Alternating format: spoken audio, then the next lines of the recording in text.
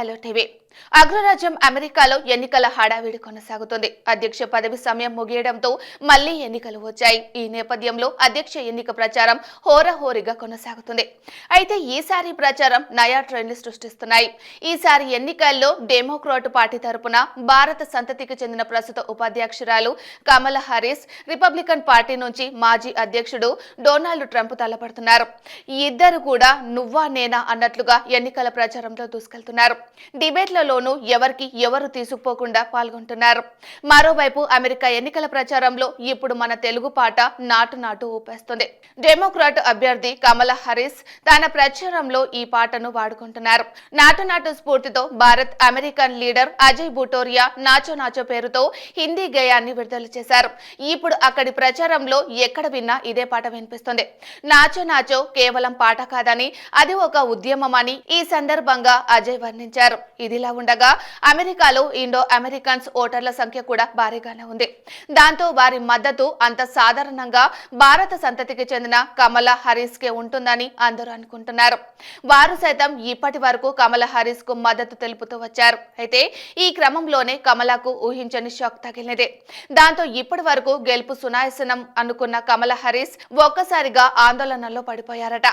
నిన్న మొన్నటిదాకా కమలా హారిస్ కు మద్దతు తెలిపిన ఇండో అమెరికన్స్ ఇప్పుడు ట్రంప్ కు మద్దతు తెలుపుతున్నట్లుగా ప్రచారం జరుగుతుంది. ఎక్కడ ఏ లోపం జరిగిందో తెలియదు కానీ వారి వాయిస్ లో ఒక్కసారిగా మార్పు వచ్చినట్లుగా తెలుస్తుంది. ముందు డెమోక్రాట్ పార్టీ తరపున ప్రస్తుత అధ్యక్షుడే బైడెన్ బరిలోకి దిగుతారని ప్రచారం జరిగింది. అనూహ్య పరిణామాల మధ్య ఉపాధ్యక్ష పదవిలో కొనసాగుతున్న కమలా హారిస్ ను ఆ పార్టీ అధ్యక్ష రేసులో నిలబెట్టింది. అయినప్పటికీ ఇండో అమెరికన్లు ఆమె తరపున వాయిస్ వినిపించారు. హిందూస్ ఫర్ అమెరికా ఫస్ట్ సంస్థ కూడా ఆమెకు అండగా నిలిచింది. దాంతో ట్రంప్ ఇండియన్స్ ను మచ్చిక చేసుకునే ప్రయత్నం చేస్తున్నారు. కమలా హారిస్ మాటలను నమ్మొద్దని, ఆమెను చూసి మోసపోవద్దంటూ సూచించారు. అయినప్పటికీ హిందూ సంస్థ మౌనంగానే ఉండిపోయింది. ఇప్పుడు మాత్రం ఆ సంస్థ తన వైఖరి మార్చుకుంది. అనూహ్యంగా ట్రంప్ కు మద్దతు తెలుపుతూ జై కొట్టింది.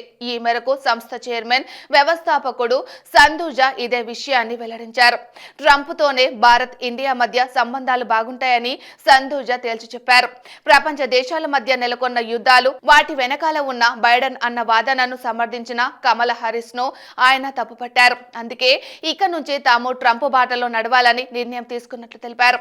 అమెరికాలో North Carolina, Georgia, Michigan, Pennsylvania, Nevada, అరిజోనాలో ఇండియన్స్ ఎక్కువగా ఉన్నారు.